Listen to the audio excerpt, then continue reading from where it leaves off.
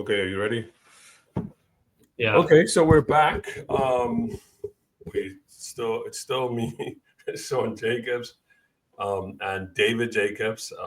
I did ask him to put his last name there, but I don't know what he's like on the screen. Like his last name doesn't appear. In any case, we are brothers, and this is We Brothers. This is like episode 8. We took a couple of days to record this one. Partly because I had to go give a talk online to a graduate student conference on the very exciting topic of the future of African universities. And then on the 3 days later, so I had to write all these things. I had to give another talk on South Africa and the question of the global South, another boring topic. But this is partly to do with how Donald Trump is like why Donald Trump is focusing on South Africa, which, by the way, as I always argue, it has nothing to do with white South Africans. They're just like, they like the distraction, or they're being used. It's like a con, because the real thing is South Africa's decision to take Israel to the International Court of Justice. And then finally, on last Friday, I had to give a final, I had to write something for like a seminar I was part of. And I work on this thing called the Handbook for Decolonizing International Affairs with a colleague of mine who David actually knows, Sakiko Fukuda Par.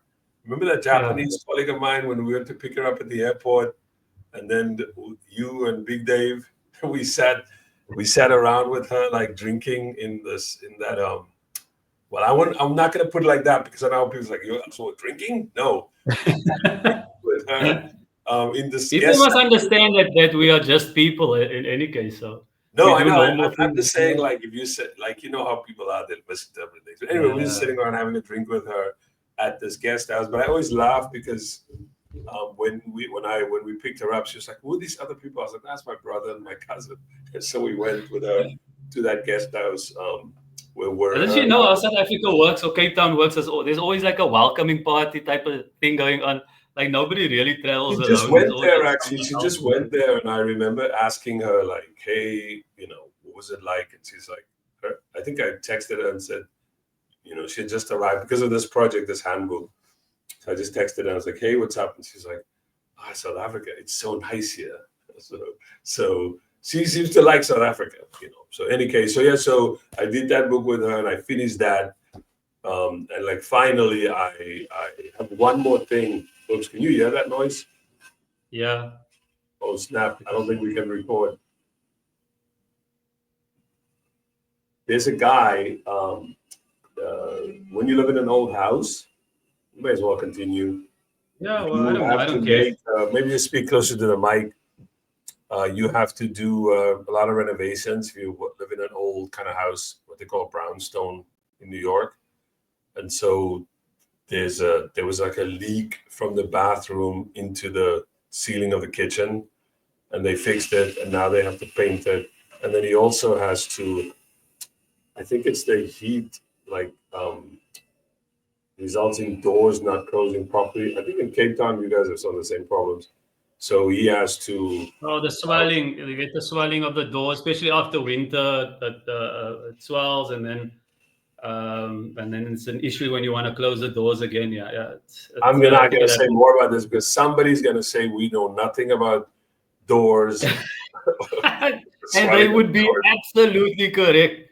I'm not even going to fake it. I'm not one of those people that do research before the time and then pretend that they know how to fix a car. Don't even get there. Anyway, so this guy is busy doing it. But you also you've had a busy time.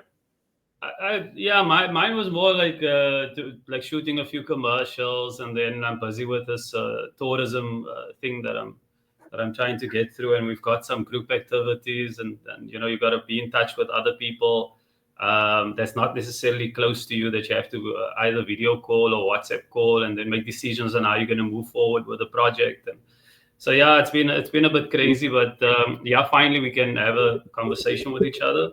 And there's a lot to share. There's a lot that happened over the past, I think the last week since we last spoke.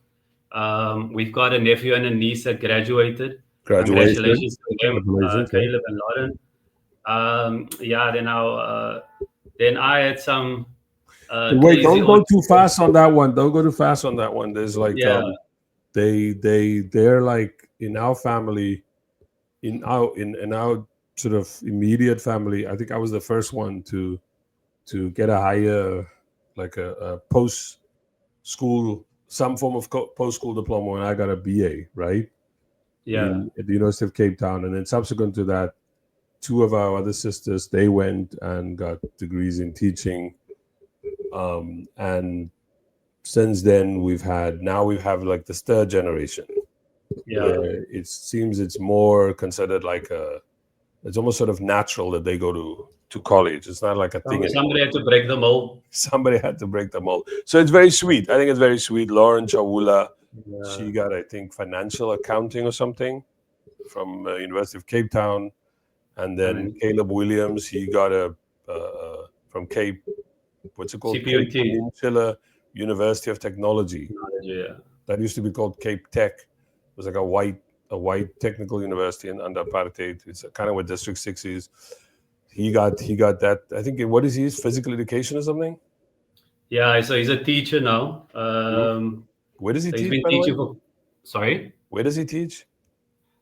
I want to say it's either Plantation or I think it's one of those schools. I can send a message and just find out later and do some Maybe research. during the program, yeah, you can figure out Yeah, what school he's at. But just to, like you mentioned, Plantation, when we were growing up, bruh, if you were in elementary or primary school, particularly that part of the peninsula in the townships where we're from, that school had some of the best athletes. So oh when no, they were they special. They took they it were like extremely serious. green and white, right?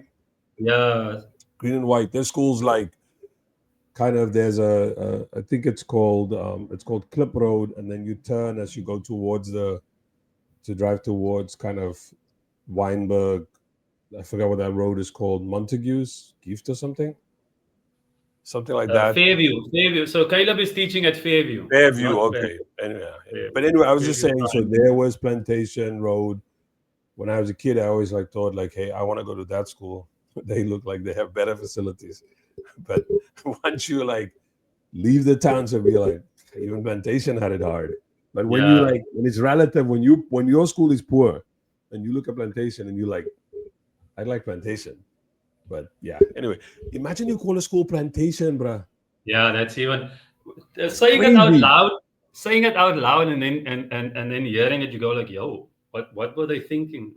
What was the reasoning And I behind it?" think the school across the road was called Montague's Gift, which I bet if we do a Google now, Montague was probably some slave dude too. And he gave Yeah, a gift. It was a gift.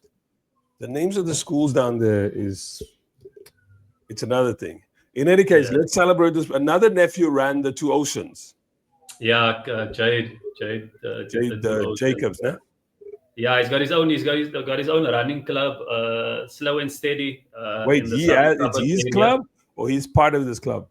No, he established the club with one of his schoolmates, and then they just decided that all the other clubs weren't catering for them. They weren't going to be like Mhm. elite runners or whatever. They just wanted to run for the fun of it and then compete every now and then in a couple of races, or take part. Sorry, not compete, but take part in a couple of races. And then they Mhm.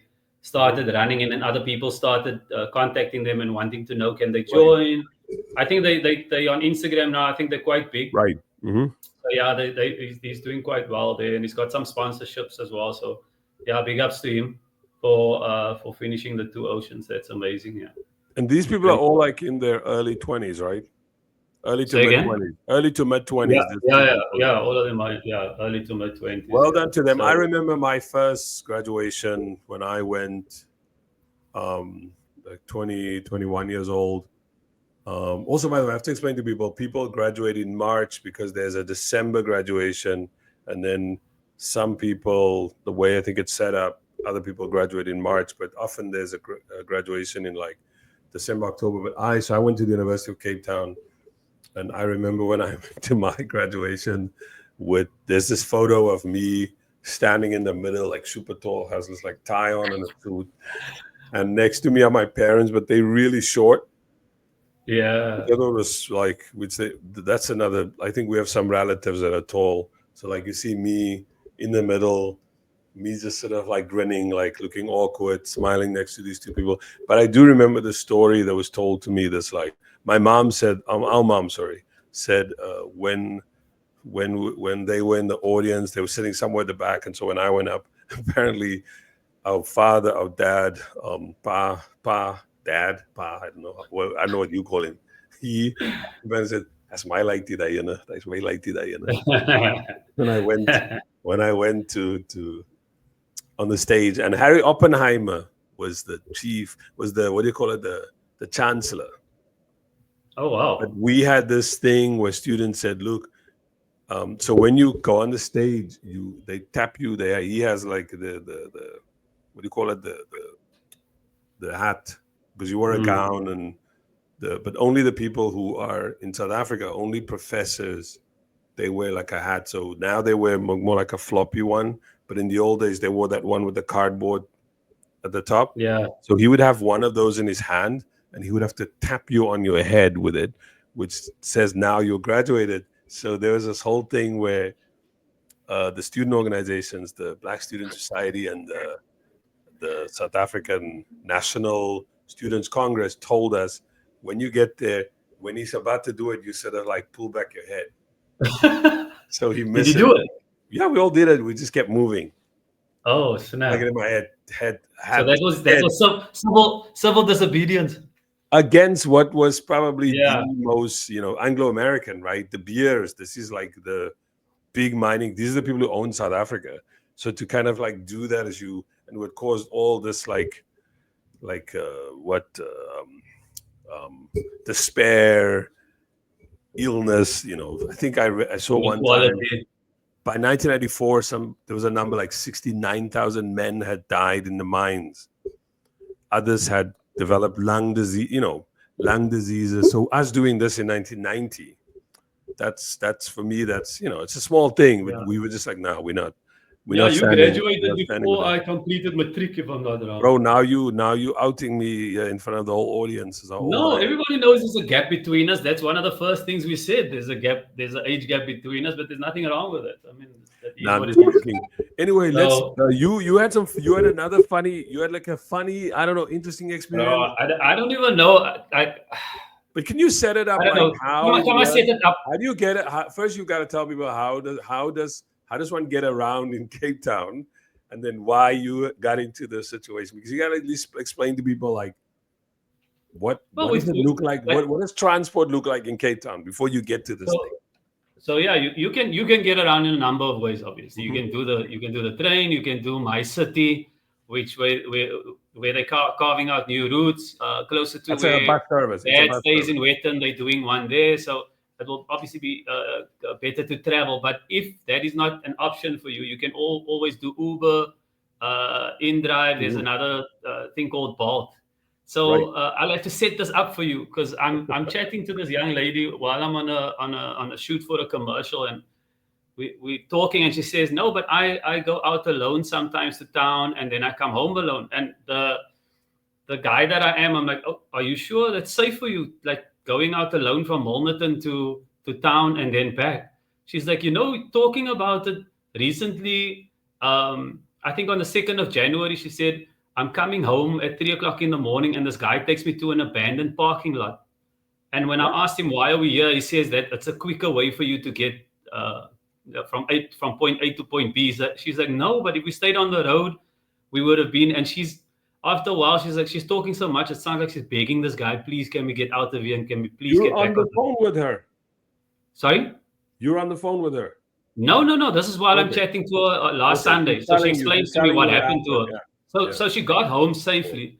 But this is why I have to set it up. So me having this conversation with her, and then myself having to order a ride, and there's this thing called InDrive in Cape Town. So you can order a ride, but you can negotiate the price. So if the price is 100 rand um, from town to Goodwood, you can say, okay, I'm willing to pay 90, or you know what I'm saying. And then 20 guys can tell you, I want to give you, I'm going to charge you 110. Right. You can then negotiate. You can do your thing. So this guy then says, yes, he's coming to pick me up. I say bye to the people that I know on set that I've seen there before. So I'm like, okay, cool. I'm going to see you guys, blah, blah, blah. But something in me says something's about to happen, because Right. when I get in the car, he's already on his phone. He's got that thing where he's like watching his phone and then he puts it down and he picks it up again. I'm like, bro, you need to focus. You need to drive here. You know what I'm saying? But town is quite busy for a Sunday night. So I'm like, okay, cool. I'm probably like 5 minutes, say 2 minutes away from where he picked me up. He looks at the phone and he goes, "Oh, these two girls, they owe me 200 rand, and my brother, we family. Me and you, we family." I say, "Family? What are you talking about? My brother, we know each other. You see, I come to pick you up. I'm gonna go pick up those ladies now in the waterfront. Me and you together. Then I don't charge you full price. I only charge you half price. Now this is me. I tell him, bro, You're from the you've got Vlakte. You're from the you've got Vlakte. one. Yeah, I come from the hoods. I tell him I can see what's happening here. Who says that's ladies in the first place? But here we go. I said you got one of two choices. You can either Mhm. drive me home, then come back to the Okay, waterfront, don't. Before and we up. move on, please don't disparage. Please don't disparage No, no, I'm the serious. I woman. said, bro, no, I said you got two choices. You drive me home, and you can pick them up, or option number two, you go drop me in Greenpoint, and then I'm gonna get me myself another ride there. No, my brother, doesn't have to be like that. I can show you their pictures. I'm like, I don't need to see their pictures. I'm telling you, you got two options. So what are you gonna choose? My brother, you're putting me in a difficult. I said, you put me in a difficult situation. What are you talking about? Where? Okay, I don't know Bas, these where people. are you? Are you on the highway at this point, or what? I'm on the highway. We're gonna hit the that road that goes past. What is that? Every the Clerk, when you come down, so you can hit the N1 to join the Mhm. N1. So then you're gonna go past Molnerton and then through to Oh, Goodwood. you're leaving This guy, town now, so you're yeah, leaving leaving town. town, and this Okay. guy's adamant. He's like, "No, we're gonna." I said, "Bro, you've got a choice. You can go drop me at home." And this is a conversation now. After 5 minutes of this to and fro, he's upset and he's like, "Yeah." And every time there's a turn off, he goes, "If I just turn off here, I can go." I said, "Bro, we're not gonna do that tonight. I'm telling you." So we get to that little circle there, when you get Cape Town Stadium on the Mhm. side. I tell him, "Look here, I'm not even gonna sit in the car any longer. Just drop me on the corner here. I'm gonna walk over." So I went to go sit in a pub and just order another Uber and got home from there. But my thing is, like, they are not supposed to do that in the first place. Number two, for him to become like animated with the fact that I don't want to join in his ability to make an extra 100 rand and pick up. Like, I Or know like there's a system in another, like America called it's a rideshare. setup for like a night of fun or something. Yeah, I know in America there's a system Sorry called for rideshare, but sorry we for don't have it the here. viewers who are not familiar with that. The world is kind of like that too. Yeah, yeah. I mean, like, for in any place you have these issues. So I'm not. So what I'm trying to get to is, I was questioning her going out alone as a female. Yeah, me as a guy, I'm put in the same position where somebody now tells me, "Oh, I'm gonna go pick up two ladies," but you don't know who the ladies are, and I wouldn't do something as stupid as that. I'm one of those people. I'm I know what I'm you're not saying. gonna Like, so I'm not one gonna be. is not to you, because you might run into this driver again, and he will be listening to this I don't podcast. But care. there's many different possibilities. Probably the most. So I'm gonna let me be a observer. So one could have been that he is setting you up for soliciting. So he's soliciting for two prostitutes or sex work. Let me say sex workers, Yeah, and he wants you to be part of it. That's one. The other one is could be robbery. Like, he's exactly. lying because he's sort of aware it's late. You looking for some companionship. You're single, so you might be interested. But that entices you into a situation where actually you walk right into like a robbery. A So trap. then Yeah. people, not like, as you said, it's not two women that may get in the car. It's two of his accomplices, and boom, boom, you're done. So it's like you get robbed, and then you have to explain yourself, and now you're embarrassed because you can't tell people. What Yeah, happened? I went in the. This guy told me we're gonna have a fun time, and we're going to some I was look. parties. I was And then I tired. got loud. We were shooting from 6 o'clock the morning until half past. I only left town at like half past 8, 9 o'clock. Do you really think I've got time for this shit now? So the more I'm telling this guy, bro, this is not gonna happen tonight, the more he's adamant that this is part of, it's normal. I said it's not normal in my book. But like I mentioned earlier, you guys have something like that, right, Sean? You got something called rideshare, if I'm not wrong. Well, it's like if you get in an Uber, you can actually you can get in an Uber that will make multiple stops. Yeah, yeah. And I pick up. initially, when Uber first came here, like a novelty, they also have a thing here called Lyft, which is kind of, it's just basically it's another app, but to be honest, it's essentially just the same drivers, basically playing on another, like moonlighting, Yeah, or it's the same. Yeah, they sign exactly up the for all the same. different apps, so it's the same people. Exactly And the if you same. say Lyft, he just puts the Lyft thing in his window, and if he's trying to, I have a funny story about that. It's not as horrible as yours, but it's more sort of like just ridiculous how it was. So I was in California, and I forget the name of this neighborhood now. It's mostly like an Armenian kind of Turkish part of LA. I was there for like a conference. I'll remember it in a minute. So at the Sunday, so Jessica for people, hopefully one day she'll come on here. She's my wife. She has relatives who lives like in LA, kind of closer to the city. Well, in the city, but in one of the suburbs that are connected to the city. So then they were, that Sunday, Liverpool was playing Man United.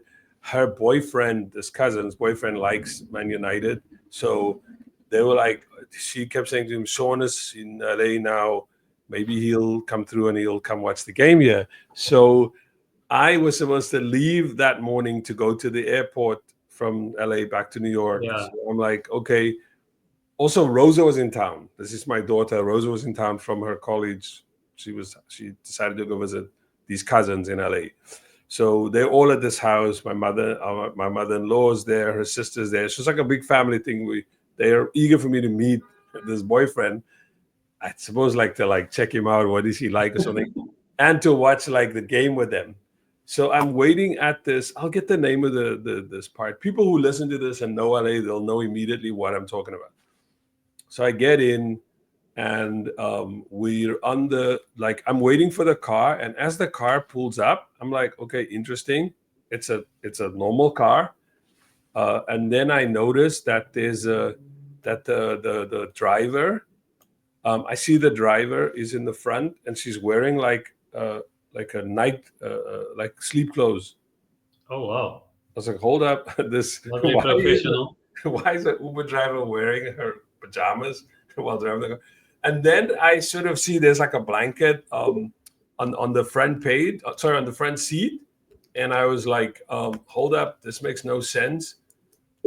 Why do I see like, and what looks like there's somebody underneath this like little blanket. I'm trying to get that neighborhood. It's telling me, this is funny because I'm now obsessed with trying to tell you what neighborhood. That's going to bother you. I'll get it. It's like, but anyway, so I asked her, like, is there somebody sitting in front? And she's like, yeah, it's my kid. Oh. Like, this person's kid is in the car.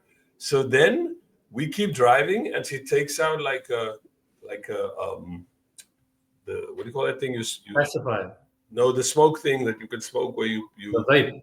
Yeah, she pulls out a vape and starts vaping while driving. And I was like, do you think that's okay to like be vaping? Because I don't know what's in the vape. It could be fruit flavors. It could be something else. So I was like, why are you vaping? And I said, do you think that's going to like affect your driving? And she goes, I don't know. What do you think? Or something like that. Whoa, snap. She's got attitude.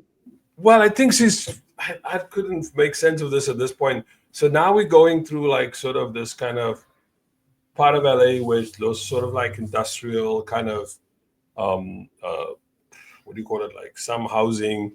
And then we hit sort of closer to the downtown where it happens to be, there's a marathon happening.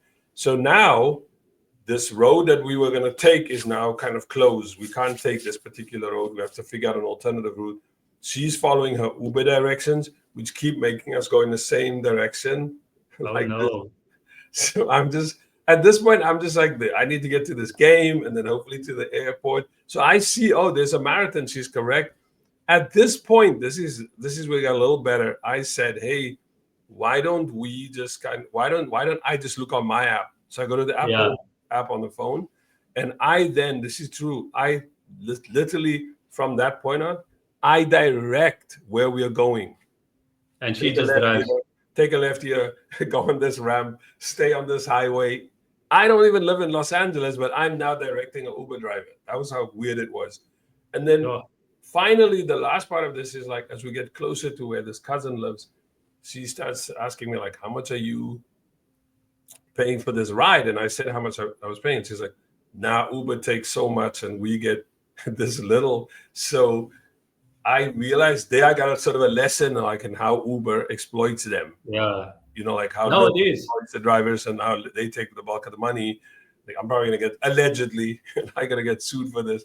So then she gives me this whole spiel, and then I feel sort of sympathetic, and I'm thinking like I said, do you guys organize yourselves? Do you have a union? Yeah. Like, nah, we don't do unions or something. I was like, okay, this clearly this is not a thing. But she drops me off, and then the final part of the story is that when I had to leave again to go to the airport that same day, another driver picks me up, and guess what is the first thing when I get in that he talks to me about how much Uber is exploiting them. And oh no. I mean, it contains another part where I ended up having to get out of the car and walk to the airport for about a mile. Sure. Because of some issue around LAX where I couldn't get to the airport. But I mean, it's not as crazy as your Uber story, but I never try to get into Ubers if there's already, in the beginning, as I said, I took that thing of like, yeah, I'll take an Uber because somebody else is already in it and you save money. I don't do that anymore where there's like double. Like no, I like my privacy, and I like getting to the place where I want to go. And for those who are listening, like a rule of thumb is if you generally see the car that's picking you up with a number plate, if it doesn't match, don't get in the car. Don't get in. It's a normal thing. Like I will tell, like I think maybe last year still I would be okay, it's fine, I'm still gonna go. Now I check everything because you just want to be good, you want to get to your destination, you don't want any issues. And I have conversations with the guys. It's not like I'm sitting at the back and I'm looking down on these people. No, I understand that they're doing a job, and I do understand that they are not getting paid dangerous. What they should be. They're doing a dangerous job. Remember the guy? So that is my thing. For him not to understand where I'm coming from, knowing how Uber drivers are treated in certain areas in Cape Town, for you then not to understand why I'm telling you I don't want to be in a car with other people and I just want to get home, how that doesn't resonate with you, because that kind of bothered me, that he was still forcing the issue. The more and more I'm telling him, bro, but I don't think this is okay. I know your company doesn't allow this. And then at the end of it all, this is what he tells me: please don't give me a bad review, and please don't say anything. Okay, this might have been one of those lies that I told. I said I won't. Immediately when I got out, I sent a message to InDrive and I said, this guy is a problem. This guy is trying to pick up other people while he's driving me home. And it's not just for me. I've got to make sure that I say that so that they tell him not to do it with others. So I'm thinking of the girl. Not gonna be that world like wary or world like strong will to say no. Like someone else might. Okay, I'm gonna save for half my fare. I might as well say yes. Then I save a 50 then. Like everybody, like some people are a little bit more hard up than others, and you know what I'm saying. You're gonna go for that because you're gonna save some money. But yeah, I'm just happy that I got out of it. And when I told the other Uber driver who picked me up in Greenpoint, he was like, "Nah, that's not how we're supposed to do it." And that guy shouldn't even be driving. So it's not everybody, and I'm not gonna paint everybody with the same brush. But obviously, there are some bad apples out there. But yeah, you have to be vigilant when you go out. Just make sure you're safe. Especially those people that travel alone like me. Just make sure you know what's going on around you. I want to ask you about one other thing before we move on to just kind of like talking a little bit about where we are, where we physically are, especially where I am these days. You also, in a previous episode, at the end of an episode, we talked about this guy. Since you said you were coming from a shoot, who Yeah. you know, he was on shoots with you, and you told the second to last episode. I remember you spoke about how he lives in Ocean View, which is this like weird neighborhood in this valley of opulence and and wealth out and whiteness out in the southern part of Yeah. Cape Town. And it's quite violent there, and he got shot in the neck or something, and now he's Yeah, I was fortunate enough to meet his mother there at the hospital yesterday when I went to go visit. Um, uh, you went there for it's your own thing. You went to the hospital for something you needed to go for something, but then you ran Yeah, and then into like no, but I promised him I was gonna come either yesterday or today. So I made an effort to get there, and he was quite happy to see me. He actually cried, which was which was not good for me either. So I had to be strong. But I met his mother, and his aunt was there as well, and I had opportunity to speak to his mom, very lovely woman. And according to the reports, it was mistaken identity. Somebody with dreadlocks so Norman in did Cape Town, bro. something, jumped over a wall. He was sitting in his car in front of his aunt's house, and they assumed it was him, and they shot into the car. And so he got shot 4 times: the leg, the neck, the chest, and I think the arm, if I'm not mistaken. Look, for someone that's paralyzed from the chest down, he's quite positive, and he wants to tell his story, and you can see the scars of the operations and stuff. But I had to commend him the whole time and just tell him, I'm super proud that he still sees the positive out of all of this. He says now he wants to tell his story, Mm-hmm. and he wants as many people to hear his story, and for us to be able to talk about it. It's a sensitive topic, so I asked him, hey, is it okay if we chat about it on the podcast? And he was quite understanding, and he said, no, I want people to understand that this is a problem. And we discussed it early on about Cape Town being the best city in the world, but people Well, not that's the understanding that there's propaganda. That's the underlying, propaganda. that there's underlying issues in Cape Town that needs to be corrected or solved.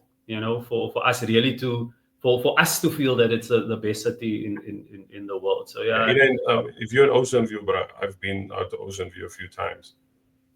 It's just another typical kind of colored township, like maisonettes, meaning like row houses, um, two-story row houses, flats, like apartment blocks, a school, a church, maybe a couple of convenience stores, like like a bodega or like yeah, what people here call a card shop. So it's really kind of it's depressing. I mean, I'm not gonna sugarcoat it. It's beautiful people came out of there. I think the yeah, guys no, definitely. guys who did Joe Barber. I think one or both of them are from Ocean View. I think some footballers have come out of there. Some good. No, there's some talented people. There's Yeah, beautiful people. Like I said, I met his mom, and his mom is probably one of the loveliest people I've ever met before. right. So there's good people in these areas, but unfortunately, bad things happen to good people sometimes. No, but it's not. I don't think I agree with you with bad things, but the bad things are meant to happen. It's the way these places are set up. There's no work around there. It's just poverty. You're far removed from everything. Yeah, the one thing you can start doing is you act as, I don't know, local agent for the cartel, for some cartel who's selling drugs or something. That leads to who's your clientele. It's like a little part of the neighborhood that you want to control. There are people like our friend who's just a normal person sitting around after a long week on a Friday or whatever, just trying to, or Saturday morning or sometime, just sitting outside having a drink with his buddies, Yeah, just chatting with school friends. And because you're a civilian, you're not even part of this. And then you get sort of caught up in it. But as we've said, what happens in the Western Cape, and we want to keep we got a different tack this week, is the way that this is being talked about is this is the people who claim that it's the best governed, most well governed, and all that. Whenever somebody confronts them with these statistics, with the way the city is organized and the way the city reproduces and perpetuates these inequalities, they'll say, no, it's not their fault. It's the fault of some other agent, the national government, this and that political party, as long as it's not them. So this seems to be a thing out there, which brings us to the madness of what's going on here.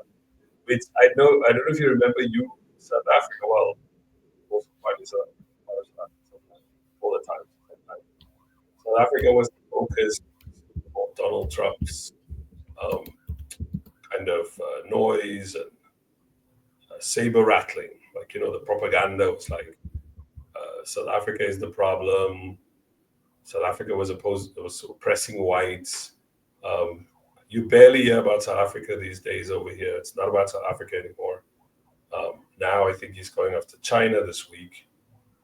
If it's not China, then it's Mexico. It's the EU, which gets me. I mean, somebody just mentioned that there's some good things at least. They lost an election in Wisconsin where Elon Musk 25 million into this race against this judge, but this judge was backed by Democrats, won. But I'm just saying, in general, somebody, and I don't think we get flagged for this, but somebody referred to it as a shit show, which is just like, it looks like he's claiming that by putting tariffs on everything, on everybody, somehow he's going to restore the American economy, manufacturing will come back, factories, this, that, and the other. But it's a really not very good understanding of how global economy works.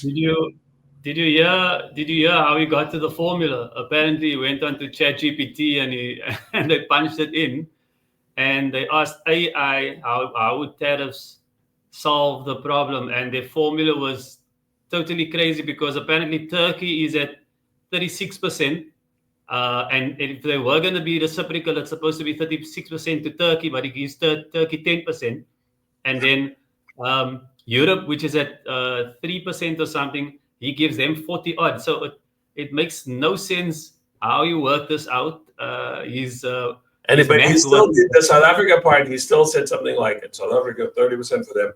Bad things are happening there," and then he kept moving. But unfortunately for you, those people who convinced him that so-called bad things are happening there, they're not stopping.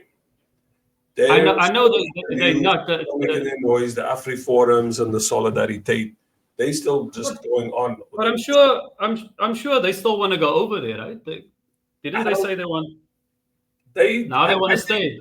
I think there's a thing I was looking at earlier. I have to be on some panel about Afrikaners, but they don't understand that like this is not like they're not going to live in a suburb and drive a 4x4 and have the access to the satellite television, watch as much rugby as they want, and have barbecues and send their children to really good, what is equal to a private school. No, they're not going to have good jobs. Yeah, this is like your white skin. Of course, there's some privilege involved with it here, but this is a ruthless place where if you're poor, you don't have access to healthcare, you don't have insurance. It's hard. Like people work here. Like there's a very strange thing, I think, in a way. I think people there don't understand how hard and horrible this place is to workers or regular people. So now I saw they said, "Oh, I don't really want to leave. All I wanted was for our rights to be protected over here, and we want this Volksstaat." I mean, come on, you're not getting that. It's not going to happen.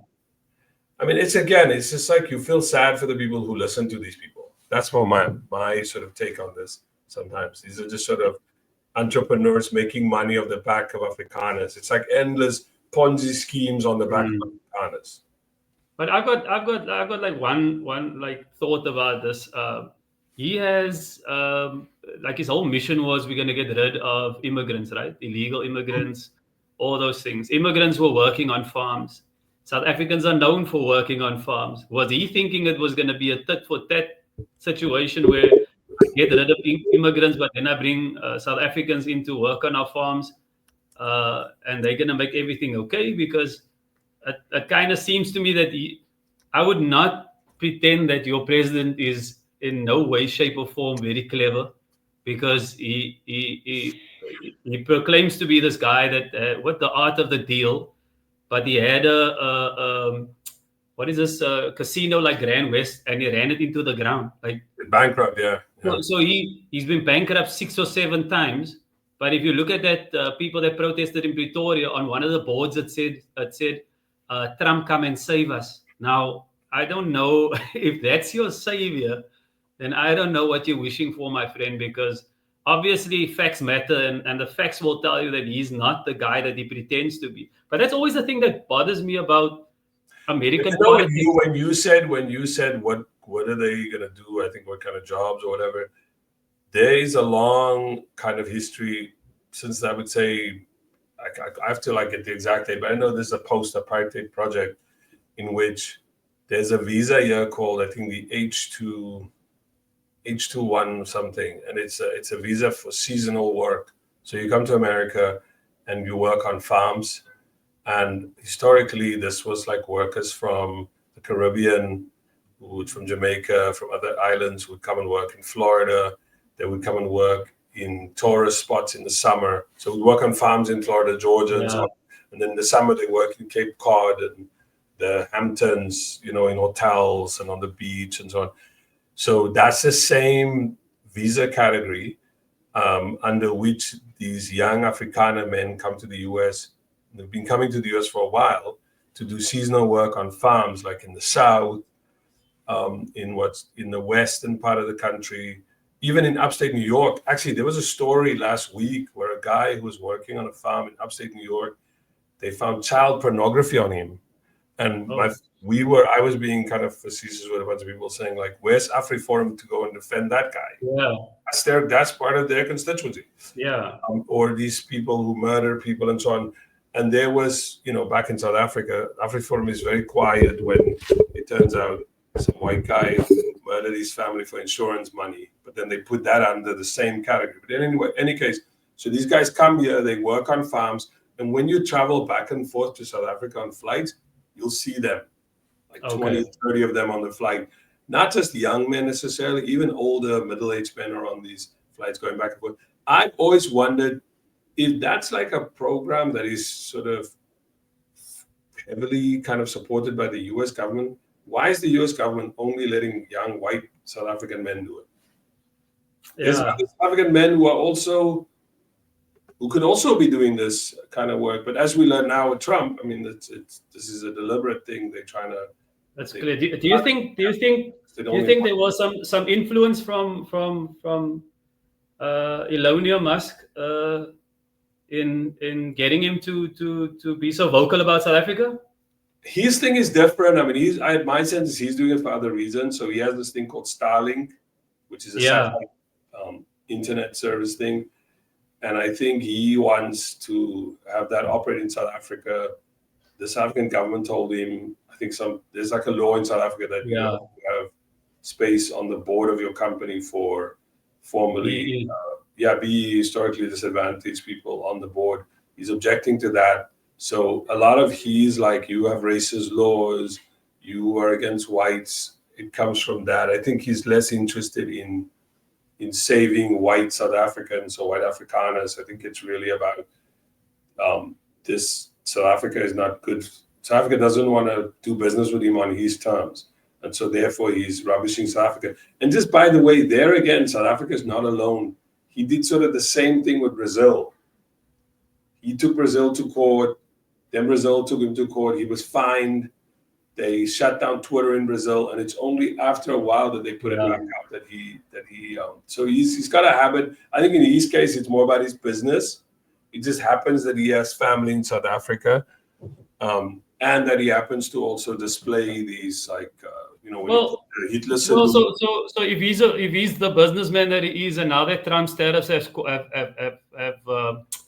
have lost him a lot of billions, I think their relationship or their friendship is going down the drain, and we'll soon see that their combination He will no retweeted. longer He exist. retweeted stuff. He actually retweeted stuff, saying the tariff thing is not working. I mean, some people here claim that the thing, given that Trump they don't really care about opposition. There were like all these marches like last Yeah. weekend where people marched all over the country.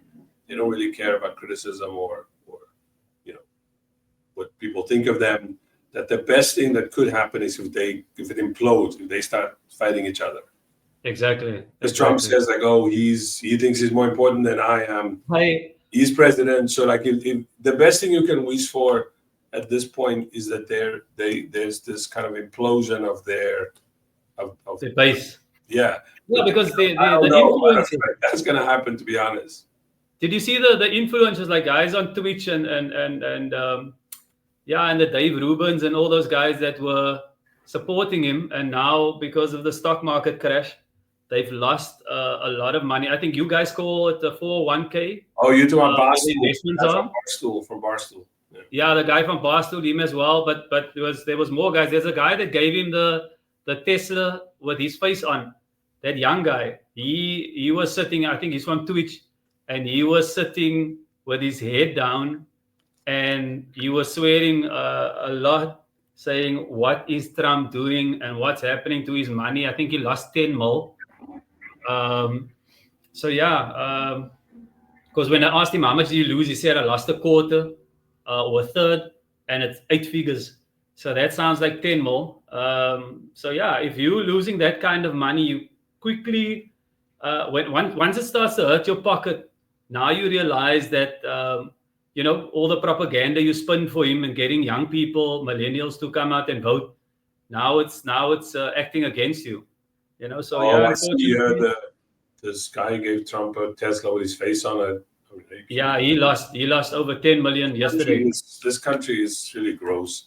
Anyway, our last topic, which I know we kind of get near the end of our, and it's because you're wearing the jersey that I thought we'll quickly talk about this.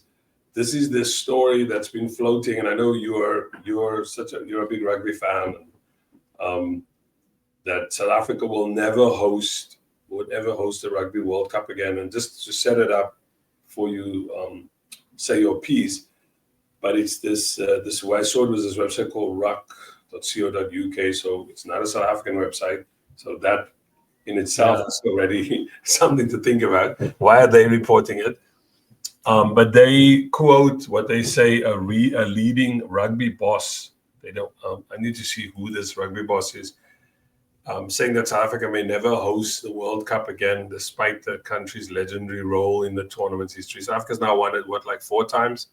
Yeah. And saying in this article, they're saying that the issue South Africa's done a couple of bids, 4 failed bids, 2011, 2015, even the last 2, 2019, Japan, 2023, France, but they couldn't get the bids going. And as usual, inside South Africa, as we know, there's always people like, it's the ANC's fault. It's one of the Trump refugees. They'll always blame the ANC for everything, but it has nothing to do with that. And in fact, this article is saying, look, World Rugby is clear. They're going to go where the money is and where the expansion opportunities are. And the next tournaments will be in Australia, 2027, and the USA, 2031. And beyond that, it looks like Spain in 2035. And then after that, it's Qatar, Saudi Arabia, and UAE. So South Africa is just not in it. South Africa, it's just not in South Africa's. It doesn't work for South Africa to host a tournament like that. Look, we obviously don't need to play on home soil to win a World Cup, so I don't see an issue with us not hosting. It would be lovely to have it in South Africa because a lot of our South African fans aren't always able to travel around the world and be able to go see a World Cup. So that's quite unfortunate. Right. I don't see that it would be an issue. And like you say, it's an English reporter. A website and they writing about this. So until we have clarification from South African rugby, then maybe I'll have a different point of view, but I don't see any issue around it. I mean, we've got some of the best stadiums in the world.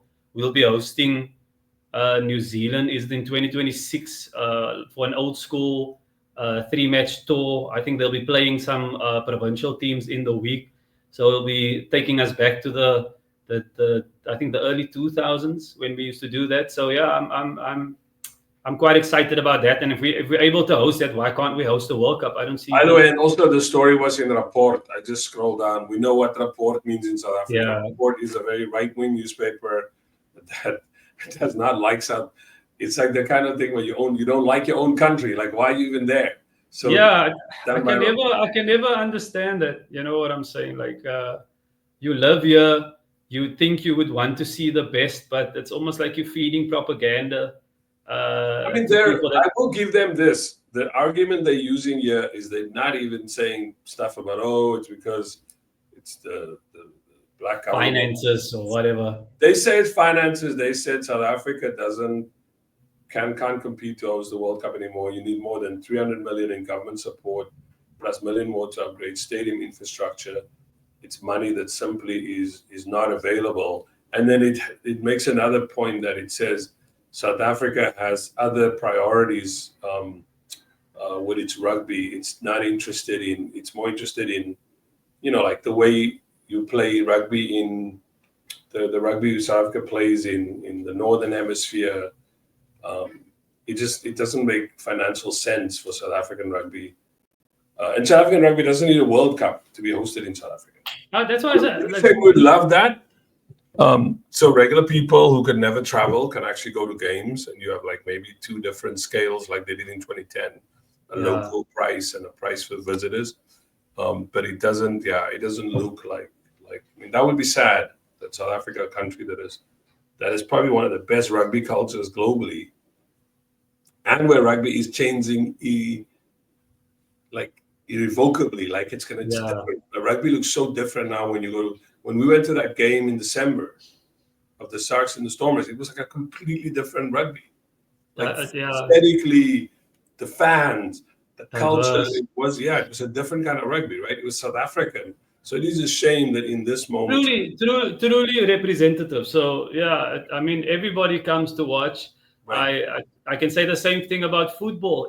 There's more people going to watch football that you wouldn't have thought would be interested. The kids are coming out. That the whole thing of, oh my God, if you go to a soccer game, it's gonna burst into a fight, or something else is gonna happen. Probably gonna be a fight at a rugby game. Exactly. It's more common. Like, I'll tell you a story. At the junior Springboks game, you were there with Dad. I think the kids were sitting with you. I was there with David Eso and other David. And there was a guy. And there was a guy sitting on the stadium, and he got so mad at the New Zealand fan that he wanted to throw him with his cell phone. And we, as the crowd, had to shout him a Springbok guy. And we told him, no, that's not how you behave. There's banter. You can express yourself with words. There's no reason. People are free to support who they want. I mean, exactly. But that's the thing about rugby. I mean, we don't have an issue. You can sit next to a guy that supports a different team. You can, when you score, you can do that little fist bump. When he scores, he'll give it back at you. But there's no reason to get animated and get excited and want to fight. So everybody was telling this guy this is totally unnecessary, and he quickly calmed down because there was no support for his bad behavior. And he's a grown man. So throwing someone with a cell phone, my God, you're leaving evidence behind. That's the dumbest thing you can do in any case. But yeah, I was like, nah, we don't need this. But yeah, look, if it happens that we can never see a World Cup on home soil again, it's like I said, it's quite unfortunate. But yeah, I don't think it's one of our things where we need home support to be able to win a tournament. We've shown that. Do now without this is a topic for another time. But a lot of this thing I'm talking about, Afrikaners, there's also so many South Africans living outside who can afford, mostly at this point still white South Africans, who can afford to go to these games. So for there's this large diaspora, for better or worse. It can be. So there's a game in Paris or in London. In Australia, in Perth, Perth is like little South Africa. Oh, Everybody is from South Africa. They've got South African biltong shops. They'll show you like some of the stuff which beforehand. is, you know what's interesting? This is my final point on this. I think when you look at rugby culture, this is actually a point that hopefully somebody will write about at some point. It looks like the rugby culture that's around the game, like the imagery of the rugby outside South Africa, it's still very much a sort of white Afrikaans like culture, like everything. You said the biltong, the expat, that whole thing.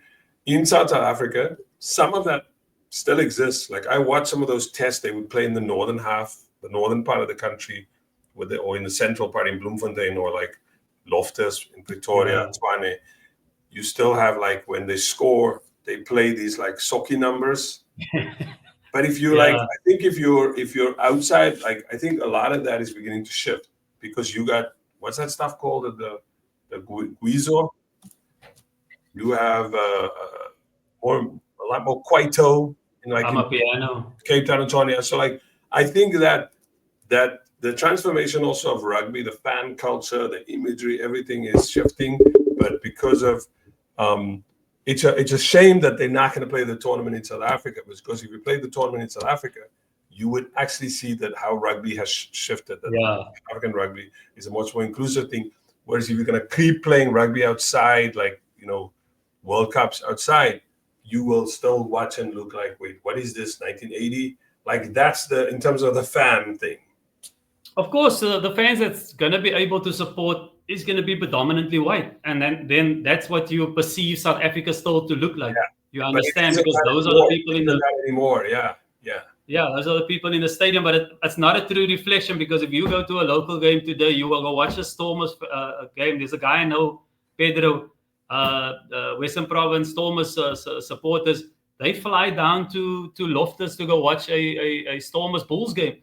That's how it's getting. It's going to get to that point, and this is that sort of. It's a shame that they don't put the Rugby World Cup in South Africa. On that note, we should finish it here. I don't know if you got any shout outs. Quick 1 minute shout out to anybody. Just so very proud of the niece and nephews for their accomplishments over the last. What's your friend's name again? The guy's in hospital. The one in hospital is Charlton. Charlton. Yeah. So shout out Hopefully he gets stronger day by day, and with physiotherapy, we believe that he will be able to get back on his feet. I'll pop in by him every now and then just to go check up on him. Yeah, always give us a.